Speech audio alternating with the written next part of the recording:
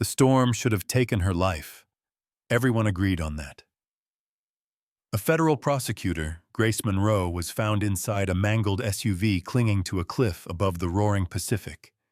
No footprints, no witnesses, and somehow she survived long enough for a stranger to pull her from the edge of death. What no one knew, what Grace herself didn't remember, was that her rescuer wasn't a first responder or a passing driver. It was a man the law had already labeled a criminal, a former Navy SEAL named Ethan Cole, and his battle-scarred German Shepherd, Ranger. That night chained all three of them to a secret bigger than the storm itself. Because Grace wasn't just in an accident. Someone forced her off that road. Someone who knew she was investigating a corruption ring buried deep in Alaska's shipping routes, one that had already framed Ethan for a crime he never committed. And now, as winter melts into spring, the truth they uncovered will bind them together, or destroy everything they've begun to heal. If you want to follow this journey to the very end, tap follow and comment where you're listening from. Or simply type "Amen" to send strength to everyone who needs this story today. The wind on Kodiak Island carried a kind of cold that didn't just sting the skin. It climbed inside a man and stayed there. It wrapped itself around the ribs, settled behind the lungs, and reminded him why he had come to this remote corner of Alaska in the first place. Ethan Cole stepped out of his weather-beaten cabin and pulled his hood tighter, the frigid air cutting through even the thick canvas of his parka. He was a tall man, 6'1", with broad shoulders shaped by years of military conditioning. His face was angular, defined by a square jaw dusted with a few days of dark stubble, and thin lines around his eyes that were once sharp steel blue but now carried a muted weight, as if every memory dimmed their shine a little more.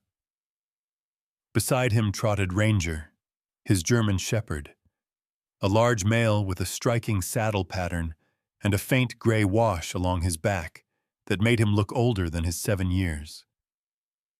The dog was powerful but moved with a disciplined grace, a habit drilled into him back when he was a SEAL K9. The left ear perked sharply at every sound. The right, partially folded, no longer heard a thing after a close-range blast in Helmand Province. Ranger compensated with keen vibration sensitivity. He felt things before others noticed them. Sometimes Ethan wondered if Ranger sensed his nightmares before Ethan did. They walked the short trail to Ethan's old Chevy truck, parked crooked between two fir trees. Ranger hopped into the passenger seat, circling once before settling down, keeping his amber eyes on Ethan's face as if monitoring his emotional vital signs. Ethan reached over and scratched behind the dog's good ear. "We're good, buddy," he murmured quietly, his voice gravelly from sleep and silence. "Just another day." But Ranger didn't blink. He never did when Ethan lied. Ethan reversed out of the clearing, the tires crunching over crusted snow, and made the 15-minute drive to Hartman Logistics, the only freight company in this part of the island. The building resembled a neglected metal barn, gray siding, rust creeping along the corners, and a sagging sign missing the letter G. Steam poured out of the vents, mixing with the diesel fumes that always hung low in the yard. Inside the warehouse, heat radiated unevenly from overhead lamps, giving everything a faint orange tint. Mechanic bays lined the far wall, each lit by buzzing fluorescent lights. It wasn't glamorous work, but Ethan liked the routine. Machines didn't lie. Bolts, gears, hydraulic joints, they broke or they didn't. And if they broke, you fixed them. Humans were the complicated part. That truth walked toward him now in the form of Dylan Hartman, the shop manager. He was a stocky man in his mid-40s with thinning blonde hair slicked back too carefully, a round face flushed from drinking or yelling, often both, and eyes that moved like a man searching for where he last hid the truth. His clothes never matched. An expensive jacket over cheap slacks, polished shoes stepping in frozen mud. Dylan liked to pretend he ran an empire, when in reality, he barely ran a yard of 20 employees. "Cole," Dylan said, voice sharp and nasal. "You're late." Ethan checked his watch. "It's 6:59. "Shift starts at 7, Dylan snapped. "Which is in 1 minute, Ethan replied. Dylan's jaw flexed, but he forced a smile, thin and artificial. "We'll talk about punctuality during your review." Ethan let the comment die. Men like Dylan fed on reactions. The first job of the day was a military surplus loader purchased by the company. The machine needed stabilization arms replaced before it could be moved. Ethan forced himself into the rhythm he trusted. Evaluate, measure, disassemble, repair. Ranger lay on a mat a few feet away, eyes scanning the workers, tail still, body relaxed but ready. Most guys in the shop liked Ranger. They respected a working dog, even if they didn't fully understand one. But Dylan hated him.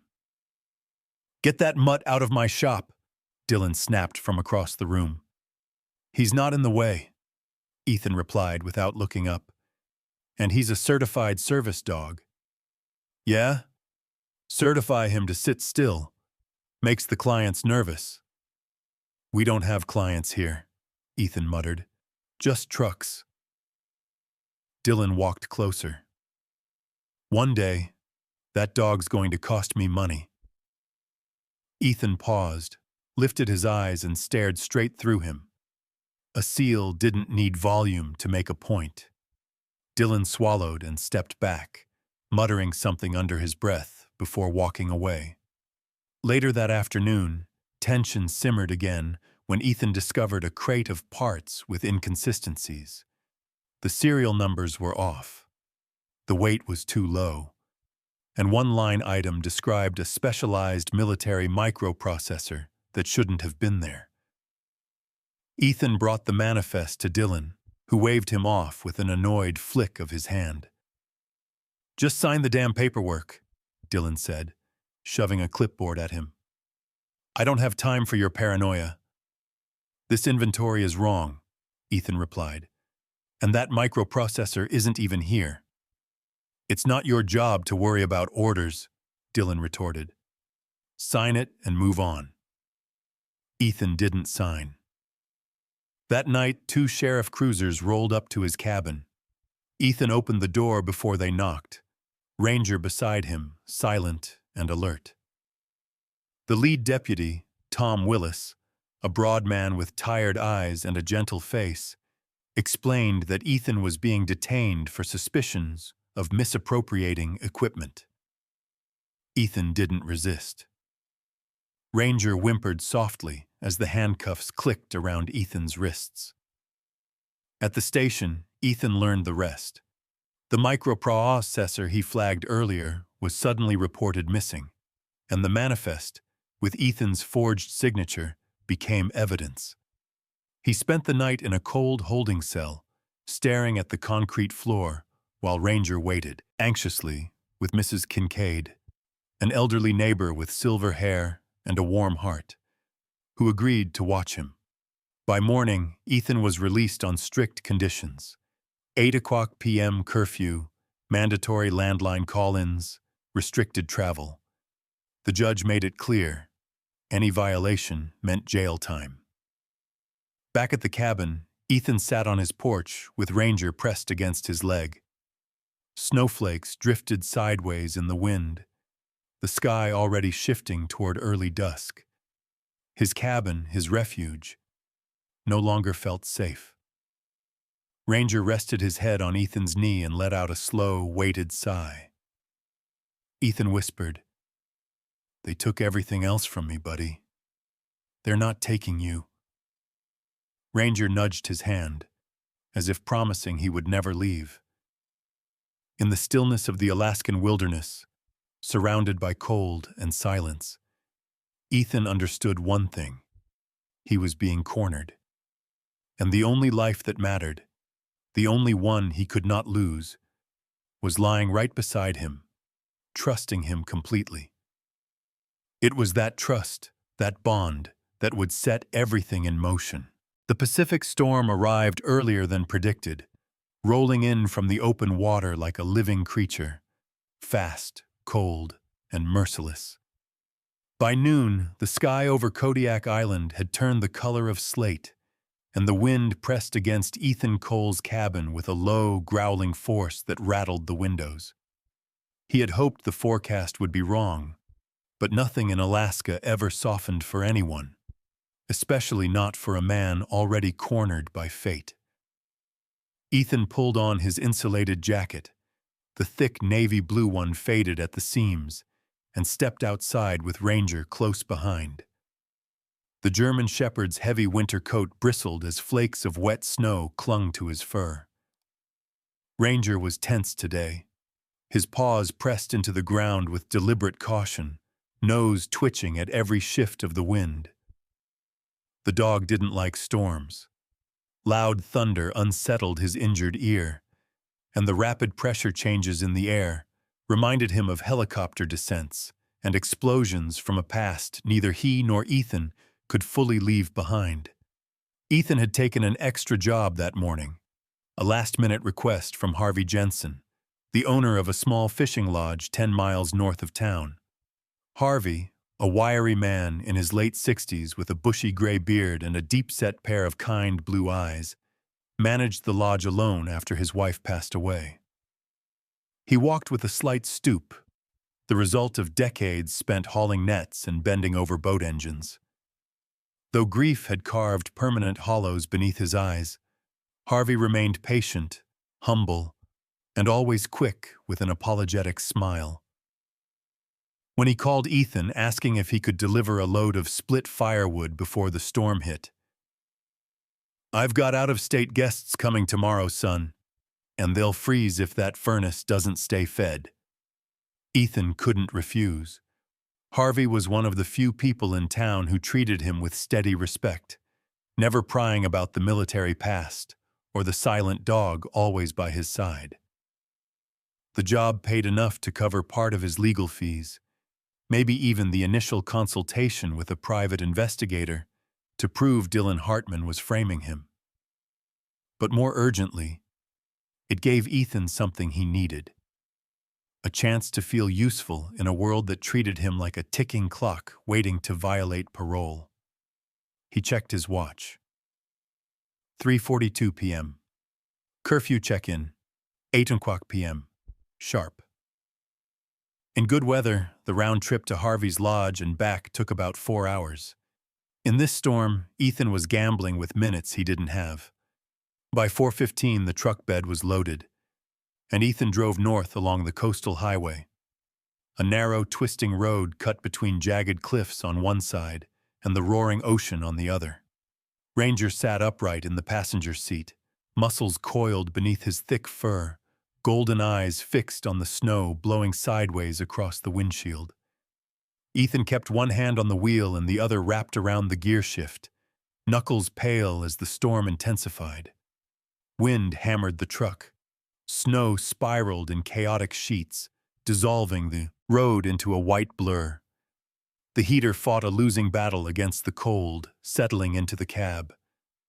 "Easy," Ethan murmured as Ranger let out a low growl. Not at him, but at the road ahead.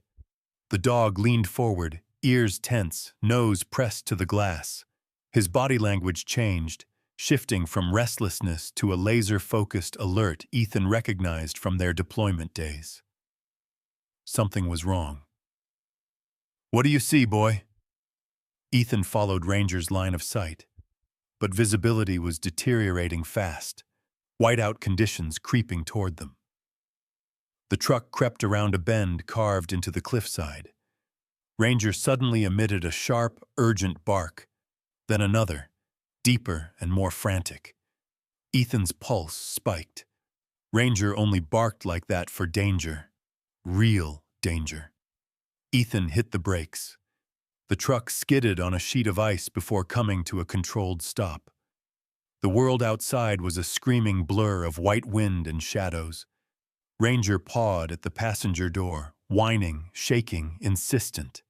Ethan opened the door, and the dog bounded out, circling once before running toward the cliff's guardrail. Ethan followed, boots crunching into the accumulating snow, wind tearing at his clothes. Then he saw it. Below the cliff, angled grotesquely on a narrow ledge of rock, was a dark SUV. Its front end hung over nothing but open air and the violent crash of the Pacific 60 feet below. The headlights flickered weakly through broken glass. One wrong shift in weight, one gust of wind, and the car would tumble into the ocean. And someone was inside. Ethan's gut tightened. He slid down to his knees at the edge, gripping the icy guardrail with both hands. Through the cracked windshield, he could make out a figure slumped against the steering wheel. A woman with shoulder-length chestnut hair, partially matted with blood. Her skin, even from this distance, looked unnervingly pale. She wasn't moving. "Damn it!" Ethan breathed, searching for any sign of life. Ranger barked once, sharply. Ethan understood. The dog smelled a living person. He checked his watch again. 5:22 p.m., 2.5 hours from curfew. Even if he rescued her, even if everything went perfectly, he could never make it back in time. He would violate parole. He would be arrested. And Ranger, his Ranger, would be taken from him, labeled an unstable military K-9, likely destroyed. His chest constricted. Every survival instinct told him to walk away, drive home, protect the only family he had left. But then he saw the woman's fingers twitch. Barely, but enough. She wasn't dead. Not yet. He whispered into the storm, "No one gets left behind." Ethan stood, hands shaking, and pulled his phone from his pocket. The screen glowed through flakes of melting snow. One button pressed would signal he'd attempted to check in early. Maybe they'd forgive the rest. Maybe a storm outage would buy him time. Maybe. The phone buzzed. A notification. Signal weak. Searching. It wouldn't hold. He looked down at the SUV. Then, slowly, deliberately, he powered the phone off. Ranger watched him with solemn understanding, head tilted, breath fogging in the icy air. "Come on," Ethan said hoarsely. "We're going." He grabbed the tow chain from the truck bed, wrapped it over his shoulder, and climbed over the guardrail. The wind clawed at him, fighting each movement. Ranger stayed at the top, standing guard, pacing anxiously. Ethan descended the slope carefully, boots slipping on shattered rock and frozen mud. With each step downward, the roar of the ocean grew louder, hungry, violent. The SUV groaned, shifting a dangerous inch as Ethan reached the ledge. The woman inside stirred weakly, eyelids fluttering. He pressed his palm to the shattered driver's side window. "Ma'am, stay still," he called out, voice steady but urgent. "I'm going to get you out." A gust of wind slammed into the cliffside, shaking the SUV violently, and Ethan felt the rock beneath him tremble. The vehicle was seconds away from falling. He had made his choice, and now the storm would decide if he survived it. The chapter ends here, suspended on the edge of catastrophe. The SUV groaned under its own weight, the metal frame bending like a living creature in pain. Ethan Cole braced one hand on the shattered window, the other gripping the icy rock beneath him as wind clawed at his back. Inside the vehicle, the woman stirred again, weakly, barely, but it was enough to remind him she was still alive. Her face was partially illuminated by the flickering dashboard lights. Smooth, pale skin dusted with broken glass, a cut along her eyebrow leaking a thin trail of crimson. Chestnut hair hung in tangled strands across her cheek, wet from snow and blood. She looked like she had been thrown from one world and slammed violently into another. "Stay with me," Ethan said through the howl of the storm. His voice was low, steady, the voice of a man who had pulled dying friends out of worse places. He drew back his elbow and smashed the side window with a single powerful strike. Glass exploded outward, carried immediately into the ocean wind. Ranger barked sharply from the top of the cliff, pacing in agitation, sensing the danger hanging over all of them. Ethan reached inside, ignoring the shards cutting into his forearm, and carefully pressed 2 fingers to the woman's neck. A pulse. Weak, thready, but present. He exhaled, relief flickering across his hardened features. "I'm going to get you out of here," he told her.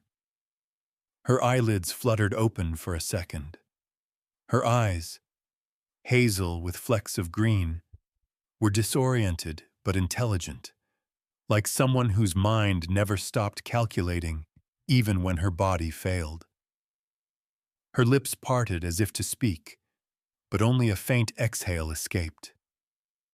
Then she slumped again. Ethan wasted no time. He hauled himself onto the narrow ledge, anchored the tow chain to a metal hinge inside the car frame, and secured the other end to a thick, protruding rock. The SUV shifted dangerously, the ledge crumbling beneath one wheel. He reached through the broken window, undid her seatbelt, and pulled her gently toward him. The moment her weight shifted, the vehicle tilted forward with a violent groan. No time. He hooked his arms beneath hers and dragged her out through the window, bracing his boots against the rock face. Every muscle burned as he climbed back toward the slope, dragging her limp body with him. Twice he slipped. Once he nearly lost his grip. Ranger barked wildly, the sound sharp enough to cut through the storm. Ethan pushed harder, lungs burning, fingers numb, vision blurred by wind-driven snow. At last he reached the guardrail. Ranger immediately pressed against him, tail stiff, body trembling with protective urgency.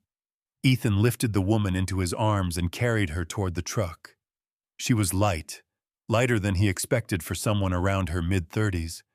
But that lightness felt wrong, like she had been running on empty long before the accident. He opened the passenger door and laid her across the seat. Ranger jumped in beside her, then curled his body against her torso, applying slow, steady weight with trained precision. The woman's breathing evened out slightly. Ranger's therapy training, deep pressure stabilization, was doing its work. "That's it, buddy," Ethan murmured. "Keep her warm." He turned the heater to full blast, drove one-handed, and checked her periodically. A badge fell from her coat pocket during one of her shallow gasps. Ethan picked it up, eyebrows tightening. Grace Monroe, Assistant U.S. Attorney, a federal prosecutor. He stared at her again, this time noticing details he had missed in the chaos. The tailored charcoal coat, the modest gold necklace, the simple pearl earrings. Professional, understated, polished. Her expression, even unconscious, held a seriousness born from years of making impossible decisions. This was not a tourist who took a wrong turn. She was someone used to danger, but not the physical kind. Someone whose battles were waged in courtrooms, not war zones. And then Ethan saw something else. A second badge tucked inside her coat. Not a federal one, but local. Issued by the Alaska State Investigations Bureau. She was working with state officers. On what? The answer arrived with a memory. a file Ethan once glimpsed in Dylan Hartman's office, the one with sealed federal markings. Ethan's gut twisted. "What were you digging into, Grace?" he whispered. 10 minutes later, Grace suddenly gasped awake. She flinched at Ranger's weight, but the dog remained calm, trained to hold steady under panic.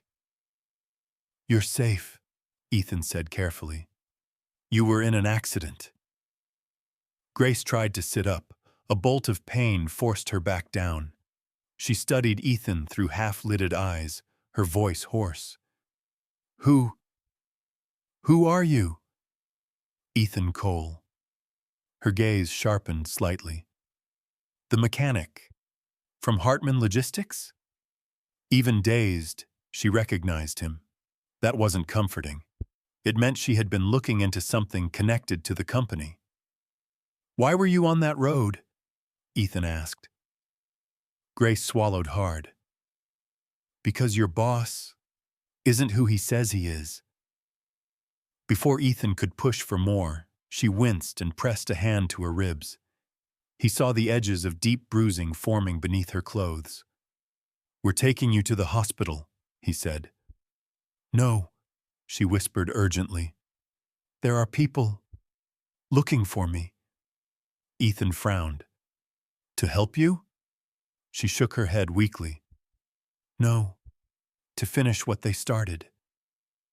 Before Ethan could question her further, headlights appeared suddenly behind them.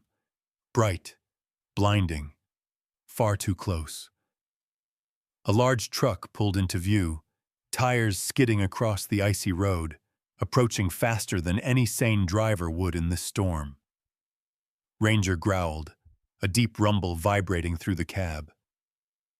Ethan tightened his grip on the wheel. "Who would be following you in a blizzard?" Grace's eyes widened. "Not following, hunting." The truck swerved, accelerating toward Ethan's vehicle. He slammed the gas, but the pursuer closed in with terrifying speed. The chapter ends here, in the instant before impact, when the storm, the secrets, and the danger collide at once.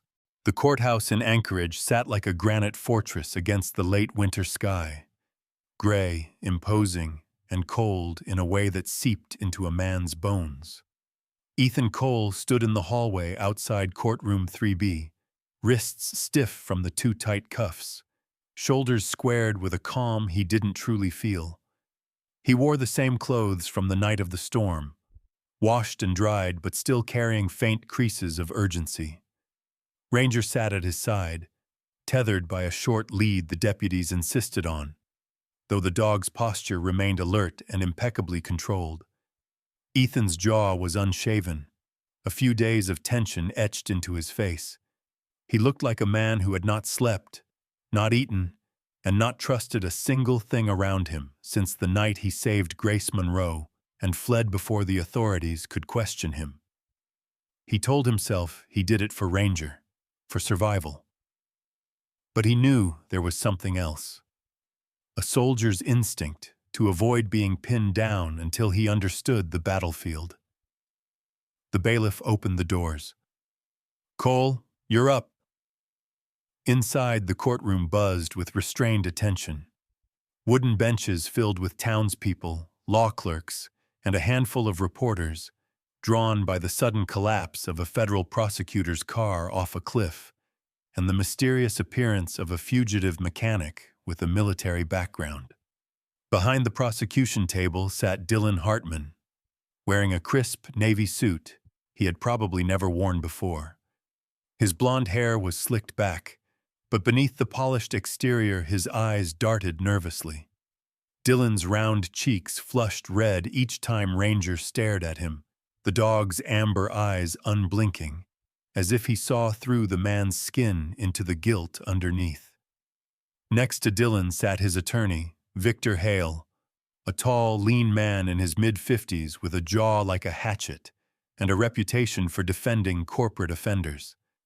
His salt-and-pepper hair was parted with military precision, and a thin scar ran across his chin, a souvenir from a bar fight in his youth that had hardened him rather than humbled him. Hale had a sharp tongue, a colder heart, and a talent for intimidating juries with the confidence of a man who had never doubted his own superiority. Ethan took his seat beside the public defender assigned to him, a young woman named Amy Lockwood, slender and soft-spoken with sandy hair tied in a low bun and round glasses perched at the tip of her nose. She looked barely older than her law school photo. Her voice trembled each time she addressed Ethan, but her determination shone through her nerves. She had taken his case at the last minute, insisting that everyone deserves someone who believes them, at least once. Judge Reynolds entered, the kind of man the robe seemed made for.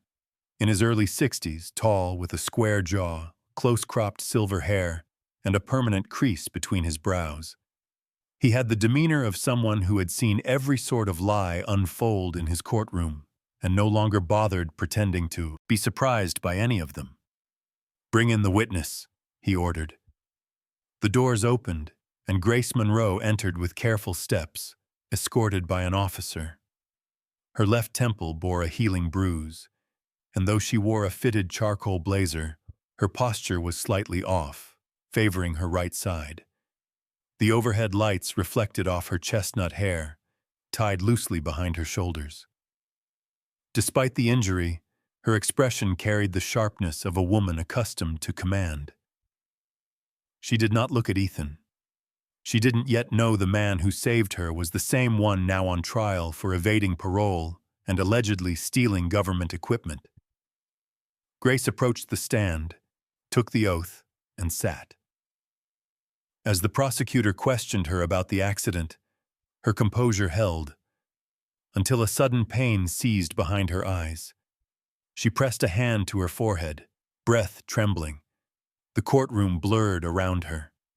Ranger reacted first. The German shepherd shot to his feet, pulling the lead from Ethan's hand in one smooth motion.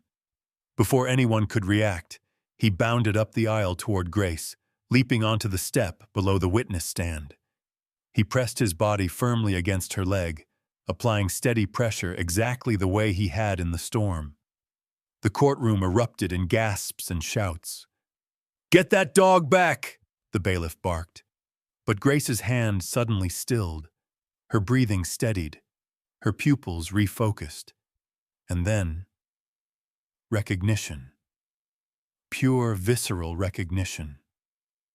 She looked down at Ranger, watched the dog's trained posture, the gentle insistence of his weight, the same gesture that had kept her conscious inside the frozen wreckage. Her gaze snapped to Ethan.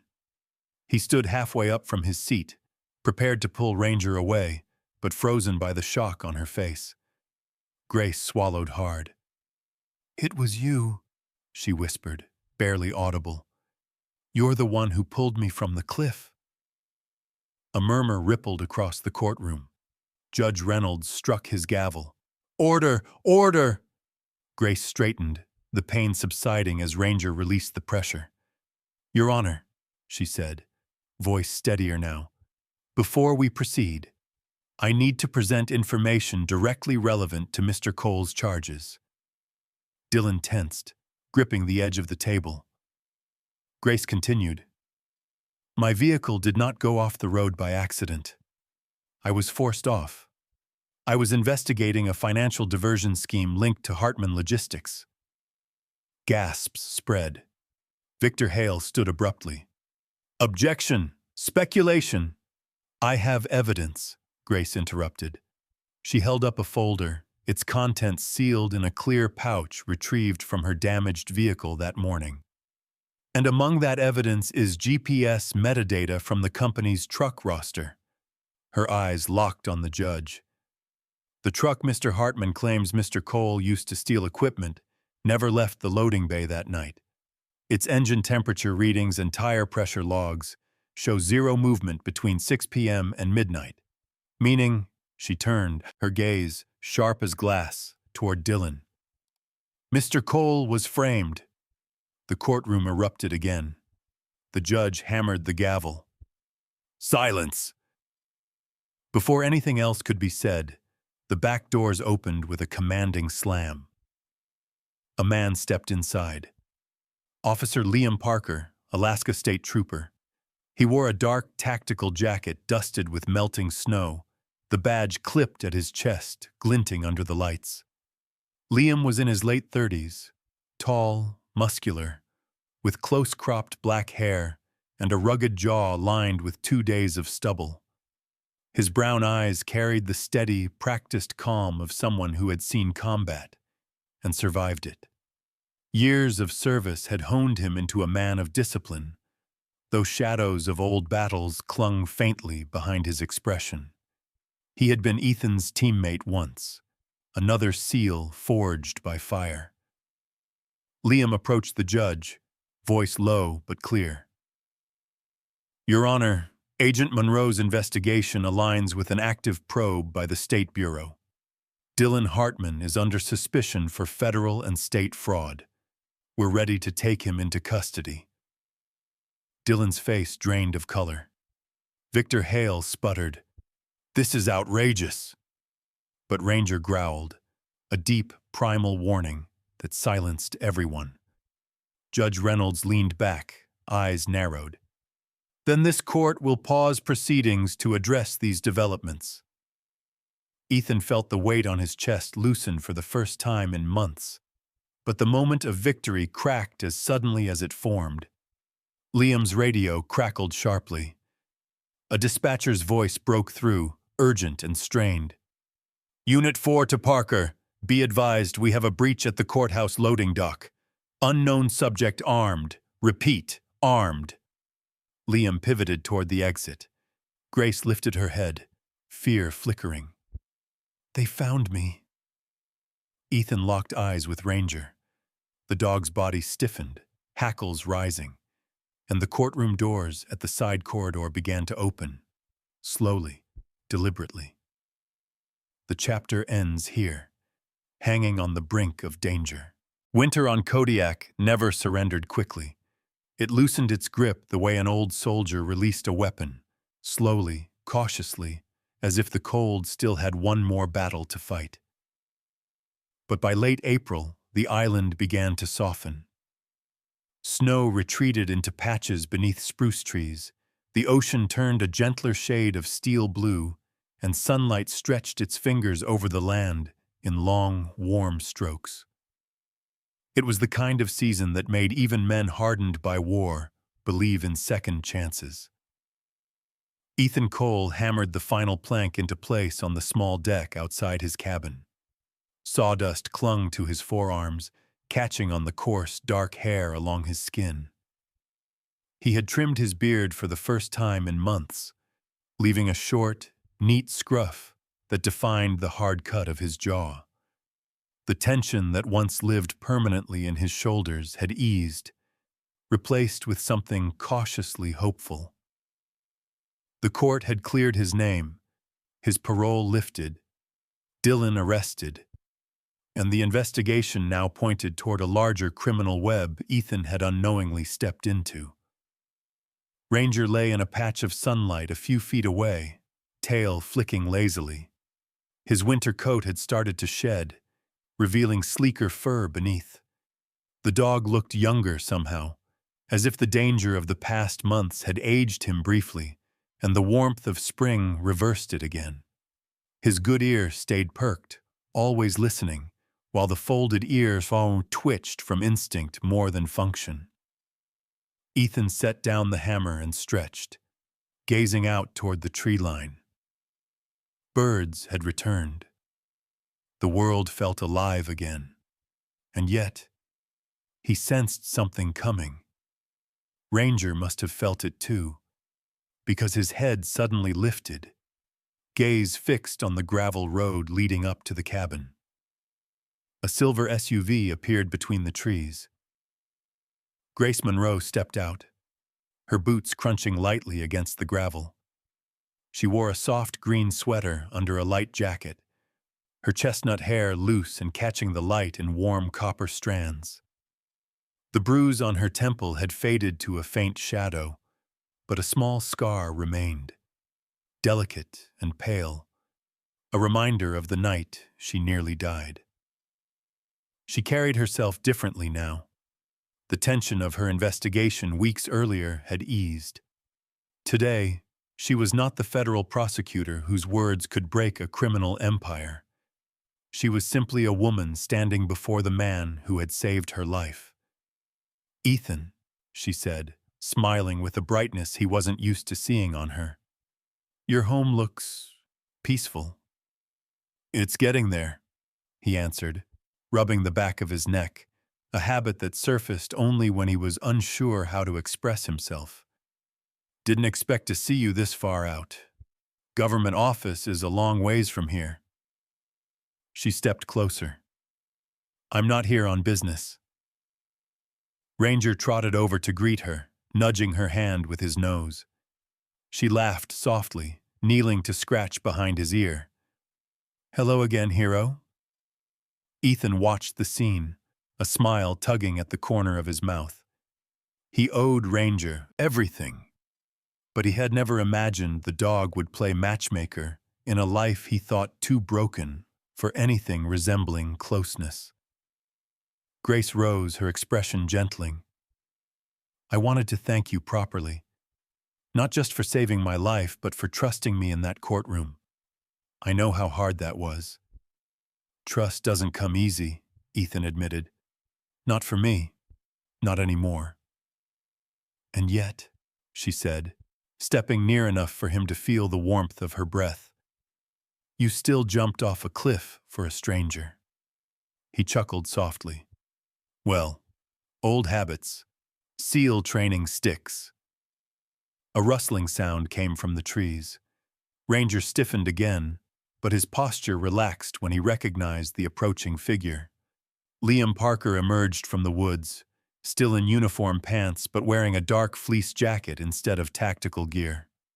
His presence carried the solidity of a man who had spent half his life in service, shoulders squared, posture balanced, expression sober but not unkind. His black hair was wind-tossed, shorter on the sides, and his stubble had grown into a heavier shadow across his jaw. He walked with purpose but not danger.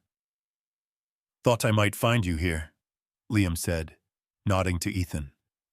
"The trail looked too quiet. Figured you were building something." "Just trying to make the place livable," Ethan replied. "Thought you'd be in Anchorage." Liam shook his head. "Not today. Wanted to bring you some news. And a warning." Grace glanced between the two men. "About Dylan?" "About who Dylan was working for." Liam's tone darkened. "The fraud case you stumbled into wasn't just a side hustle. It's part of a bigger laundering network operating through maritime shipping routes. Dylan was a pawn, a loud one, a stupid one, but not the one pulling the strings." Ethan exhaled slowly, feeling reality settle like a weight across his shoulders. "So, this isn't over." "No," Liam said. "But you're not their target anymore. Grace's testimony, the data from her investigation, and your military record made the Bureau shift focus." He looked at Grace. "They'll come after people higher up the chain, but both of you should stay alert." Grace nodded, absorbing the information. Liam stepped forward, placing a firm hand on Ethan's shoulder. "You did good, brother. I'm proud of you. Not many men would have done what you did." Ethan swallowed the knot rising in his throat. Praise from Liam, his former teammate, a man who had dragged him out of firefights and stood beside him in darker moments than he cared to remember, meant more than he could put into words. "Thank you," Ethan said quietly. Liam gave a short nod, then crouched to ruffle Ranger's fur. "And you, still the best damn dog in any unit." Ranger's tail thumped proudly. After Liam left, the air felt still, warm, intimate. Grace stepped beside Ethan on the deck. He's right, you know. You do good, even when it costs you. Ethan looked at her for a long moment, then at the mountains touched with spring light. I spent years trying to disappear, he said softly. Didn't think there was anything left worth holding on to. Grace moved closer, close enough that her shoulder brushed his. Maybe there is now. Ranger padded between them and curled at their feet, placing his head across both their boots, his silent, symbolic claim of unity. The same gesture he'd made in the storm, binding two strangers together through survival. Ethan reached down, resting a hand on Ranger's back, then another atop Grace's hand as she joined him. None of them spoke, but the silence wasn't empty. It was safe, warm, whole. The sun dipped lower, casting gold across Kodiak Island. Winter had not surrendered easily, but spring had arrived all the same. And for the first time in years, Ethan Cole felt something bloom inside him. The fragile, unfamiliar promise of a future he might want to stay for. A seal, a prosecutor, and a shepherd, three souls fractured by different storms, had found each other on a rugged island at the edge of the world. Here, where the seasons turned slowly, hope returned too.